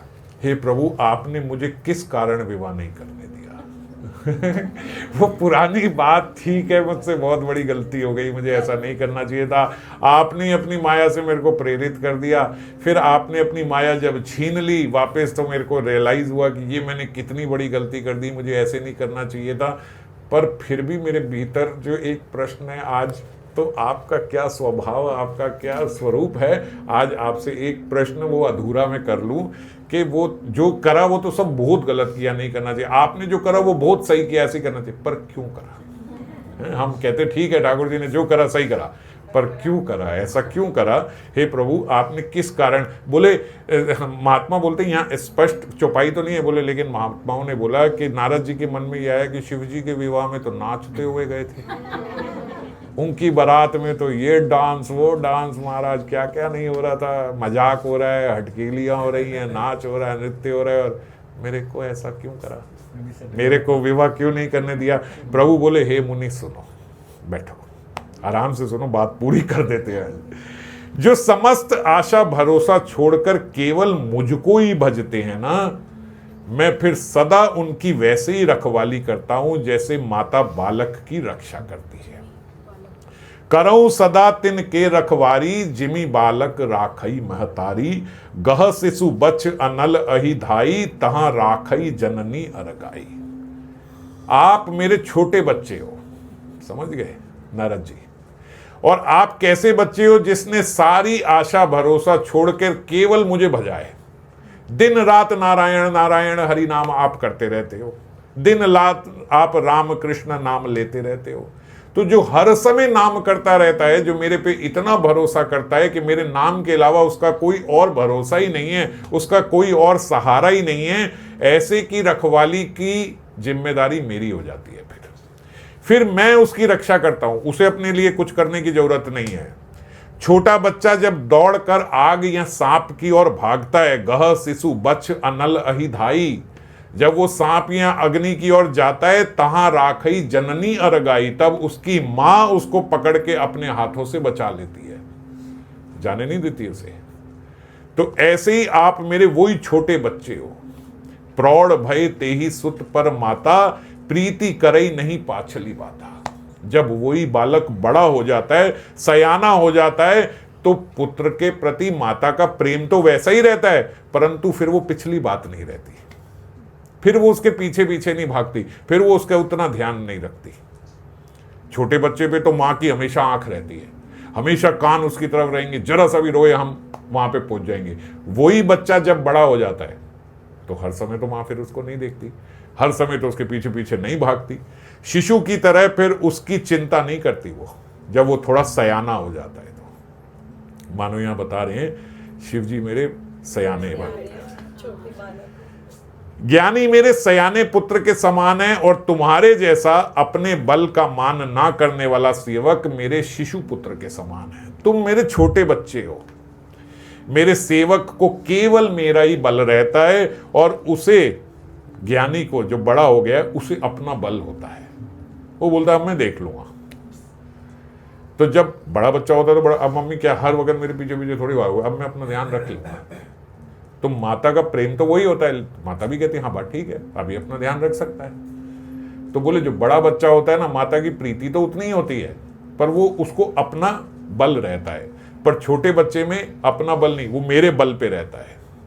काम क्रोध रूपी शत्रु दोनों के लिए हैं, ऐसा नहीं है उसके लिए नहीं है, इसके लिए नहीं है। काम क्रोध रूपी शत्रु दोनों के लिए हैं। भक्त के शत्रुओं को मारने की जिम्मेवारी लेकिन राम जी कहते मेरी होती है। जो मुझसे भक्ति करता है उसके शत्रुओं को मैं मारूंगा। कैसे हटाना है इसके भीतर काम, मैं देख लूंगा। कैसे हटाना है इसके भीतर क्रोध, मैं देख लूंगा। महाराज बड़ी बड़ी बातें करने की जरूरत नहीं है, वहां के चरणों में समर्पण हो जाए, बट ठाकुर जी अपने आप देख लेंगे। समझ गए? वो अपने आप देख लेंगे कैसे इसका काम हटाना है, कैसे इसका क्रोध हटाना है। काम क्रोध लोभ आदि मद प्रबल मोह के धारी, तिन्मय अति दारुण दुखद माया रूपी नारी। काम क्रोध लोभ और मद आदि अज्ञान की प्रबल सेना है। माया की तो साक्षात मूर्ति स्त्री तो अत्यंत दारुण दुख देने वाली है। स्त्री को जब तप नेम जलाश्रय झारी, होई ग्रीष्म सोशई सब नारी। ये नारद जी को समझा रहे हैं। नारद जी, जप तप नियम रूपी संपूर्ण जल के स्थानों को स्त्री जो है ग्रीष्म रूप होकर सर्वथा सोख लेती है। जब भयंकर गर्मी का मौसम आता है ना, तो सारे जलाशय सूख जाते हैं। तो बोलते अगर जप तप नियम ये सारे जलाशय हैं, तो स्त्री वो भयंकर गर्मी है जो सब कुछ सोख लेगी। काम क्रोध मद मत्सर भेका, इन्हीं हर्षप्रद वर्षा एका। काम क्रोध मद और मत्सर आदि ये सब मानो अगर मेंढक हैं, तो इनको वर्षा ऋतु होकर हर्ष प्रदान करने वाली एकमात्र स्त्री ही है। वर्षा में ही आते ना ये सारे मेंढक इत्यादि जो होते हैं। तो बोलते हैं काम क्रोध मद और मत्सर ये सब मेंढक की तरह हैं अगर ना, तो स्त्री वो वर्षा है जो इन सबको जागृत कर देती है, उछाले मारते हैं वो वहां पे वर्षा में। पाप उलूक निकर सुखकारी, नारी निबिड़ रजनी अंधकारी। पाप अगर उल्लुओं के समूह की तरह है, तो स्त्री उनको सुख देने वाली घोर अंधकार की तरह है। अंधकार में रात्रि में उल्लू जो हैं बड़े जागृत हो जाते हैं। तो बोले वो अगर पाप रूपी उल्लू हैं, अगर सारे पाप को उल्लू माना जाए, तो स्त्री वो अंधेरी रात है जिसमें सारे पाप जागृत हो जाते हैं। युवती स्त्री अवगुणों की मूल पीड़ा देने वाली और सब दुखों की खान है। इसीलिए हे मुनि, मैंने जी में ऐसा जानकर कि तुम्हें विवाह नहीं करना चाहिए, मैंने तुम्हें रोक लिया। छोटे बच्चे हो तुम, बात को समझो। अब कोई कहने वाला कहे ठाकुर जी अपनी तो स्त्री के विरह में यहाँ पे रो रहे हो और वहां पे मुझे बोल रहे हो, इसलिए ठाकुर जी बोलते भैया तुम छोटे बच्चे हो, अभी तुम्हारा सारा ध्यान रखने का कार्य मेरा है, तुम काई को बेकार में फंस रहे हो। मैंने नियम बनाया है ना, पहले ब्रह्मचारी होना चाहिए, फिर उसके बाद गृहस्थ, फिर उसके बाद वानप्रस्थ, फिर उसके बाद सन्यास। तो अंतिम चरण सन्यास है ना। तो आपको ब्रह्मचारी से, गृहस्थ से, वानप्रस्थ से सन्यास में जाना है, तो भैया ब्रह्मचारी से सीधा ही सन्यास में चले जाओ। पहले कीचड़ लगाओ, फिर वहां को साफ करो। ये करने की क्या जरूरत है तुम्हें? सयाने बच्चे हैं, उनको मैंने ये दिया हुआ है कार्य, वो ये भी कर लेंगे। तुम छोटे बच्चे हो, समझ गए? तो जो छोटे बच्चे उनको क्या बोल रहे हैं, भैया तुम पहले से ही समझ जाओ, ब्रह्मचारी से ही सीधा सन्यास में आओ ना। काई को पहले इतना खराब कर रहे हो, झंझट कर रहे हो, संसार ले रहे हो, फिर उस संसार से विरक्ति वानप्रस्थ में आनी है, फिर वानप्रस्थ से पूरे पूरे सन्यास में आना है। ये सब करने की तुम्हें क्या जरूरत है? तुम्हें करने की जरूरत नहीं नारद जी, तुम बचे रहो इससे। सुनी रघुपति के बचन सुहाए, मुनि तन पुलक नयन भरी आए। आहा, आज नारद जी को इतने वर्षों के बाद अपना आंसर मिल गया कि इन्होंने मेरे साथ कोई दुश्मनी नहीं निकाली है। इन्होंने तो मुझे अपना छोटा बच्चा समझ के, देखो भगवान जब हमें कोई दुख देते हैं, जब हम इंद्रिय तृप्ति करना चाहते हैं, भगवान वो इंद्रिय तृप्ति हमें नहीं करने देते हैं, तब हमें ये बात समझनी चाहिए। हमें ये बात समझनी चाहिए कि भगवान हमें अपना बच्चा जानकर हमें वो नहीं देना चाहते, हमारे को विषयों में नहीं घुसेड़ना चाहते। वो नहीं चाहते कि पहले हम विषयों के लत लग जाए और फिर उस विषय को छुड़ाने के लिए हम बहुत सारा कठिन प्रयास करें। ये वो नहीं चाहते। इसीलिए करऊं सदा तिन के रखवारी, जिमी बालक राखई महतारी। आज भी हम सब लोगों का अपना अपना अनुभव होगा। हमारे साथ बहुत बार ऐसा होता है कि हम बहुत कुछ करना चाहते हैं, पर हम देखते हैं कि जब भी हम कुछ करने लगते हैं तो हमारे कोई ना कोई बाधा आ जाती है। और अगर बाधा नहीं आती है तो कई बार भगवान ही सुमति दे देते हैं।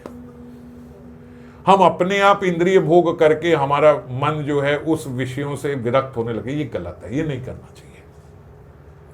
ये मैं क्या कर रहा हूं, ये मुझे नहीं करना चाहिए। ऐसा हमारे भीतर आ जाता है। ऐसा हमारे भीतर भगवान ही डालते हैं, और वो हमारे भीतर डाल रहे हैं बहुत बहुत बहुत बहुत नजदीक है हमारे। अगर हमारे भीतर ऐसा डाल रहे हैं तो कितना प्यार करते हैं हमें। जब माता अपने बच्चे को अग्नि से बचाती है तो कई बारी तो बचा के बहुत प्रेम करती है, और कई बारी बचा के 2 थप्पड़ भी लगा देती है कि कितनी बार मना किया वहां मत जाया कर। पहली बारी थप्पड़ नहीं लगाती। तो इसीलिए अभी रोक रहे हैं, प्रेम से रोक रहे हैं, रुक जाओ, मत करो। अगर आप फिर इंद्रिय तृप्ति करोगे, रोकेंगे तो फिर भी 2 थप्पड़ लगा के रोकेंगे। समझ गए? हम थप्पड़ भी क्यों खाएं, हम पहले ही समझ जाएं। सीधा थप्पड़ नहीं लगाते भगवान, पहले नहीं लगाते, पहले प्रेम से रोकते हैं, बहुत बारी से समझाते हैं। जो हमारे मन में विषयों के प्रति आसक्ति होगी वैसी कथा सुनने को मिल जाएगी। जहां हम आसक्त हो रहे होंगे वही पढ़ने में आ जाएगा। जहां हम आसक्त हो रहे होंगे, जो गलती कर रहे होंगे वही किसी वैष्णव के मुख से सुनने को मिल जाएगा। वही अगले दिन हम कथा में सुन लेंगे। पकड़े जाते नहीं? कितने आप सब लोग कितनी बार मेरे को बोलते, ये मेरे मन में था, यही आज कथा में आ गया, ये हम सोच रहे थे, यही जवाब मिल गया। होता है कि नहीं? ये क्या है? ये भगवान की बहुत कृपा है। इतनी कृपा है कि आप ये मानो इससे बड़ी कृपा नहीं हो सकती। कितने बड़े भगवान और कितने छोटे और सरल बन जाते हैं कि हम जैसे जीवों के, तुच्छ जीवों के भी हृदय में बैठे सब बात, एक एक बात को, छोटी छोटी बात को भी समझ के उसको समझाते हैं। कैसे समझाते हैं? जिमी बालक राखई महतारी। छोटे बच्चे को जैसे समझाते हैं ना, ऐसे भगवान समझाते हैं। रुक जाओ, ये मत करो, ऐसे मत करो। तो इसीलिए खींचना नहीं चाहिए। आप भजन करते उस भजन का ही ये प्रताप है। आप भजन करते उस भजन की ये कृपा है कि भगवान आपको रोकते हैं। भगवान आपको इंद्रिय तृप्ति नहीं, हम बड़े खींच जाते हैं। क्या यार, दुनिया में सब कुछ कर रहे हैं, हम जरा सा कुछ करने लगे तो पता नहीं ये हो जाता है, यहाँ ये बोलता है, वहां वो बोलता है, ये इसने ऐसे कर दिया, ऐसे। हम कुछ नहीं कर सकते। ये सारी दुनिया, यकीन मानना, ये सब पूरी दुनिया, ये जो कलयुग में पैदा हुई है, ये सब की सब नरक ही जा रही है। मुट्ठी भर लोग ही हैं जो यहां से नहीं जाएंगे, उनका भगवान विशेष रूप से ध्यान रख रहे हैं। तो अगर भगवान हमारा इतना विशेष रूप से ध्यान रख रहे हैं तो हम उसको समझें, उनसे प्रीति करें।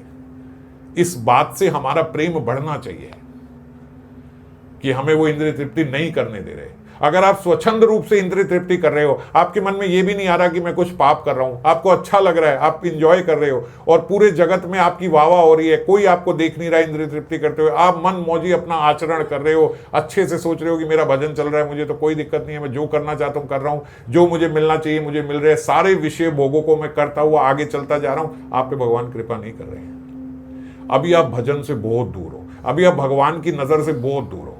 जो पीछे बैठे हुए बच्चे होते हैं ना क्लास में, वो सो भी जाते हैं, वो खेल भी लेते हैं, वो खा भी लेते हैं, उनको मैडम नहीं देख रही होती, कुछ नहीं कहती। इसका मतलब ये नहीं है कि मैडम उनसे बहुत प्यार करती है, वो टीचर उनसे बहुत प्यार करता है। इसका मतलब ये है कि टीचर ने उनको छोड़ दिया है, या तो वो नजर में नहीं आ रहे हैं या उनको पीछे छोड़ दिया कि चल ये बैक बेंचर जो मर्जी करे, आगे वाले को आंख नहीं उठाने देती है ना।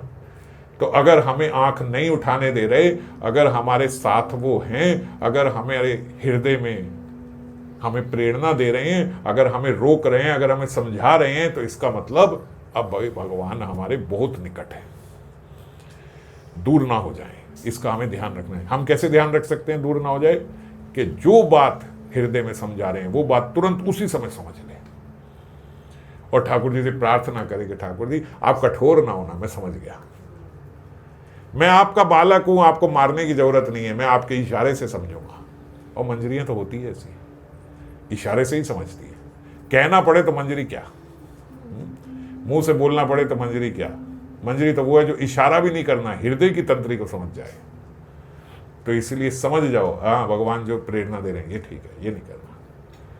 इसके लिए कैसा बल चाहिए, बोले ऐसा बल चाहिए जैसा हमारे देश के सैनिकों में होता है, सब त्याग कर बैठे, कोई फर्क नहीं पड़ता। ऐसा एकदम सोल्जर वाला हमारा हृदय होना चाहिए। कौन परेशान करता है, काम परेशान करता है, आज के बाद नहीं, अब देख लूंगा। ठाकुर जी आपका सिपाही हूं, इतना कच्चा नहीं हूं, आपका बच्चा हूं, इतना कच्चा नहीं हूं। क्रोध परेशान, कोई बात नहीं, कोई लोभ हारत नहीं आएगा, आप सरल बनूंगा। अगर सरल बनने से ही आप मिल जाते हो तो ये कितना कठिन काम है। फिर हमें लगता है कि नहीं, थोड़ा बैलेंस्ड होना चाहिए, बैलेंस्ड नहीं है, कपटता है। थोड़ा डुप्लीशियस इस जगत में होना ही चाहिए, डुप्लीशियस नहीं है, कपटता है। जो हम बोल रहे हैं, जो हम सुन रहे हैं, उसका पालन करना, ये सहजता है। सीधे हो जाओ, सीधे होने से क्या होगा, भगवान मिल जाएंगे, इतनी बड़ी प्राप्ति हो जाएगी, इतना बड़ा फल मिल जाएगा सहज होने से। ऐसे ही है, यही है, कोई कपट नहीं, कुछ नहीं, यही है। बस इतने सरल बन गए जो, इसीलिए मैं बोलता हूं आप रोज एक कोई और नियम लो ना लो, एक नियम मैंने पहले भी कितनी बार बोली है, जब अपने घर में आओ, आप सबके घर में ठाकुर जी है, सुबह कहीं जा रहे हो उनसे बात करके बता के, यहां जा रहा हूं, ये कर रहा हूं, ऐसा कर रहा हूं। शाम को आओ, कोई गलती हुई है आके वहीं तब भी जाना है, मिलना है, बात करनी है। आज मुझे यहां क्रोध आया, आज ये हुआ, आज मैंने इसके साथ झूठ बोला, आज मैंने ये गलती करी, आज मैंने ये भी बताओ। ज्यादा दिन नहीं बता पाओगे, थोड़े दिन के बाद सुधर जाओगे। फेस नहीं किया जाता, थोड़े दिन के बाद अकल आ जाती, गलती कर रहा हूं, पिटूंगा। जब आज बता रहा हूं, कल बता रहा हूं, परसों बता रहा हूं, 4 दिन के बाद अब पक्का है मार खाऊंगा। हो जाएगा कि नहीं हो जाएगा, आप जब आप बोलोगे ना तब आपको पता लगेगा कि पड़ेगी, अब पड़ेगी, अब किसी भी दिन पड़ेगी। हम क्यों नहीं डरते, हम क्यों खराब हो जाते हैं, क्यों नारकीय कार्य करना शुरू करते, क्योंकि हम बात नहीं करते। आंख बंद कर लेने से वो पीछे नहीं हो जाते, वो भी बड़े पक्के। एक बार चिपड़ गए, चिपड़ गए। कृष्ण जो है, जब एक बार गुरुदेव ने लगा दिया तो लगा दिया पीछे, भैया आप मिलने ना जाओ कोई बात नहीं, फिर दूसरे तरीके से समझोगे। और जब मिलोगे, रोज बात करोगे ना, तो दूसरा तरीका आ ही नहीं पावेगा। आप रोज बात करोगे, ठाकुर जी के रोज समक्ष जा रहे हो, कैसे सजा देंगे आपको। जो बच्चा खुद आपके पास आके बोले कि मम्मी आज मेरे से ये गलती हो गई, पापा मुझसे ये हो गया, आज मेरे से माता जी ये हो गया, आज मैंने ये कर दिया, मैंने ये गलती कर, आज के बाद मत करिए। कल फिर आएगा, अगर थोड़ी सी आ जाओ, अब मत करिए। कल कितनी बार बोलेगा, 3-4 बारी के बाद होगा, उसको भी शर्म आएगी। मैं रोज एक बात थोड़ी जाके बोलूंगा, रोज एक ही बात थोड़ी बोलूंगा। चौथे दिन हो गएगा, भाई मेरे को हिसाब देना पड़ता है, मैं नहीं कर पाऊंगा, है या नहीं। तो जाओगे ही नहीं, बात नहीं करोगे तो पता नहीं कहां चले जाओगे। कुछ नहीं करना, आप विषय नहीं छोड़ सकते, ना छोड़ो, आप ठाकुर जी को पकड़ लो, आपको भी नहीं छोड़ूंगा। जो करूंगा रोज बोलूंगा, कहां जा रहा हूं बता के जाऊंगा। भक्तों का एक अभ्यास बन जाता है। क्यों? उनको होता है भाई मैं जहां जा रहा हूं सुबह पहले बता के जाऊं, क्योंकि कहीं भी जा रहा हूं तो प्रार्थना क्या करते हैं, आप उस रूप में मुझे वहां मिल जाना, मैं यहां जा रहा हूं उस रूप में आप मुझे पहचान जाना, क्योंकि हो तो सबके हृदय में आप, है ना। तो जब अपने घर से पहले ही सिफारिश लगा के जाते हैं महाराज, इसीलिए सब काम बन जाते हैं। कोई सीक्रेट नहीं है, ये ओपनली बता रहा हूं, आपके सब काम बन जाएंगे। कैसे बन जाएंगे? बोलो पहले ही बोल के जाओ, मैं कहां जा रहा हूं, मैं यहां जा रहा हूं, वहां देख लेना। होगे तो आप ही ना, उस रूप में भी देख लेना। कहीं किसी ऑफिस में जा रहे हो, कहीं इंटरव्यू देने जा रहे हो, कहीं बैंक जा रहे हो, कहीं हॉस्पिटल जा रहे हो, कहीं भी जा रहे हो, अब पहले बता के जाओ मैं वहां जा रहा हूं, जरा वहां पे आप ही रहना मेरे साथ, बस बन गई बात। अब बता दो इसमें लॉजिकली मैं कुछ गलत बोल रहा हूं तो। सीक्रेट है मगर ओपन है भक्तों के बीच में, बाहर वालों के लिए सीक्रेट ही है, क्योंकि वो इस बात को समझेंगे ही नहीं, उनके भीतर ये बुद्धि आती ही नहीं। और भक्तों के लिए बड़ा ओपन है, कहीं भी जाओ बात करके जाओ, मैं यहाँ जा रहा हूँ, अब वहाँ आप मुझे देख लेना, उसके बाद देखना आप कैसा आपका वीआईपी ट्रीटमेंट होता है। और कहीं से आए होके आ गए, ठाकुर जी बड़ी कृपा, थैंक यू करना भी मत भूलना फिर। जब वहाँ मिल जाए ना, जब वहाँ हो जाए तो आके, खराब हो जाए तो भी आके आपसे बात करेंगे। ऐसा नहीं लगेगा कि हम भगवान को हर जगह अपनी ड्यूटी दे रहे हैं कि भगवान है ही सब जगह, आप नहीं दे रहे हो। किसके भीतर भगवान नहीं है बताओ? वो कौन सा ऐसा जीव है जिसके भीतर भगवान नहीं है? सबके भीतर है। आपने देखना है और आपने इनको बोलना भैया दिख जाना वहां पे भी, आप ही देख लेना। कहीं डॉक्टर के पास जा रहे हो, मैं तो पहले ही बोल रहा था भैया डॉक्टर के रूप में आप ही बैठे होके देख लेना वहां पे, और तो किसी भी विश्वास नहीं है, आप पे पक्का विश्वास है, आप देख लेना। कहीं भी जा रहे हो, कुछ भी कर रहे हो, कोई भी कार्य मैं बोलता हूं आप ही देख लेना, हो गए तो आप ही वहां पे। हम उनको कहां ड्यूटी, वो हैं ही सब जगह, हरि व्यापक सर्वत्र समान, सब जगह है, उन्हें कहीं जाना थोड़ी है। सिया राम मैं सब जगह जानी है ही, आएंगे थोड़ी, सबके भीतर है। ये सब लोग ऐसे इतना ओए कुत्ता आ गया डर रहे हैं, बर रहे हैं, मैं उस वक्त यही सोचता था ठाकुर जी तो हैं ही ना, देख लेंगे। चाहे अपने डर से ही बोलता हूं, कैसे भी बोलता हूं, लेकिन डर नहीं लगता, ये तो है ही ना। काट जाएंगे तो कौन जाएंगे, वाह ठाकुर जी आप ही काटोगे, बस कोई डर नहीं लगता इन सब चीजों से, समझ गए? बस जानना है, ये मानने की बात नहीं है, ये जानने की बात है, क्योंकि हैं। मानना तब बोलता ना कि है नहीं, आप ऐसी कल्पना करो तो आ जाएंगे, ऐसा नहीं है, सबके भीतर है, सबके भीतर है। तो इसीलिए जब सुबह जाएं भैया हाथ जोड़ के आप ही हो, और जब मान अब कहीं डांट भी पड़ेगी, अवतरित तो हुए नहीं हो, आपके कर्म आपके साथ ही है, कहीं डांट भी, ऐसा मत सोचना आप कहो कि भैया मेरे को लाइन में पीछे लगा दिया, मैं तो ठाकुर जी को बोल गया, तो लाइन में पीछे लगाया तो ठाकुर जी नहीं लगाया है, लाइन में भी वही पीछे लगा रहे हैं। डांट देंगे तो भी वही डांटेंगे, गुस्से से बोलेंगे तो यार गुस्सा कर रहे हो आज यहाँ पे, कमाल हो गई, ऐसा मैंने क्या किया था इतना गुस्सा कर दिया आपने? किन्होंने किया? इन्होंने, मेरे उनसे कोई लेना देना नहीं भाई, कौन डांट रहे को, मैं तो इनको बोल के गया था आप मिलना, और वहां जो गुस्सा कर रहा तो फिर यही कर रहे हैं, और वहां अगर कोई प्रेम कर रहा तो वो भी यही कर रहे हैं, समझ रहे हो? इतना संबंध हो जाए क्या, बस उसके बाद क्या सहजता शेष रह गई? बस यही सहजता है, यही सरलता है, और फिर सबके भीतर एक दिन स्वरूप से दिखने लगेंगे, बस ये जानना है। इतनी सरलता से भगवान ने ये नारद जी को भी समझा दिया, और उसके बाद नारद जी ने पूछे संतों के क्या लक्षण है, तो संतों के बड़े भारी लक्षण उन्होंने बताए। भैया क्या नहीं बताए, सब कुछ बता दिया। संतों तो ऐसे होते हैं, ऐसे होते हैं। मेरे संत में तो काम क्रोध लोभ मोह मद मत्सर कुछ भी नहीं होता, वो तो पाप रहित होते हैं, वो तो कामना रहित होते हैं, वो तो इच्छा रहित होते हैं, वो सत्यनिष्ठ होते हैं, वो दूसरों को मान देने वाले होते हैं, धैर्यवान होते हैं, संसार के दुखों से रहित और संदेह से सर्वदा छूटे रहते हैं। मेरे चरण कमलों को छोड़कर उनकी कहीं और प्रीति नहीं होती है। कानों में अपने गुण सुनने में वो सकुचाते हैं, पर मेरे गुण हमेशा सुनना चाहते हैं। न्याय को कभी त्याग नहीं करते हैं, सरल स्वभावा होते हैं और सभी से प्रेम करते हैं। गुरु गोविंद तथा ब्राह्मणों के चरणों में प्रेम रखते हैं। वे दंभ अभिमान और मद कभी नहीं करते और भूल कर भी कुमार्ग पर नहीं चलते। सदा मेरी लीलाओं का गुणगान करते हैं, बिना कारण दूसरों के हित में लगे रहने वाले होते हैं। हे मुनि सुनो, संतों के तो बहुत गुण हैं। संतों के तो इतने गुण हैं कि मां सरस्वती और वेद भी उसका गान नहीं कर सकते हैं। पर जो मेरे शरण में आ जाता है, जो मुझसे प्रीति करता है, जो मेरा बालक बन के रहता है, उसके भीतर ये सारे गुण मैं डाल देता हूं। अपने को तो ये जचता है। इतना करके हम नहीं जा पाएंगे, जाएंगे तो इतना बन जाएगा, है ना। इतने सारे गुण अभी मैंने थोड़े कम बोले हैं, और बहुत सारे गुण बनाए। संतों में ऐसा, संतों में ऐसा, संतों में ऐसा, संतों में। महाराज संत आप बना दो, हम तो संत नहीं बन सकते। हम तो आपके पास, हमने क्या करना, हर जगह आप ही को दर्शन करेंगे, आप ही को बोल के जाएंगे, आप ही से आके बात करेंगे, आप ही डांटोगे, आप ही प्यार करोगे, आप ही सहलाओगे, आप ही मारोगे, सब आप ही हो। और मैं भले विषय ना छोड़ सकता हूं, पर आपको भी नहीं छोड़ सकता। आप विषयों को प्रेम प्रेम से छुड़वा दो, अगर मैं नहीं छोड़, मैं आपके समक्ष हूं। तो हम ऐसे हो जाएं, ये सारे लक्षण ठाकुर जी डाल देंगे। शिव जी ने यही बात बोली है पार्वती जी को कि सुनो, उनके स्वभाव को जान लोगे ना तो कभी उन्हें छोड़ नहीं पाओगे। उनका स्वभाव क्या है, वो अपने आप से सब करा लेते हैं। आप बच्चे बन के रहो, सियाने बनने की जरूरत नहीं है।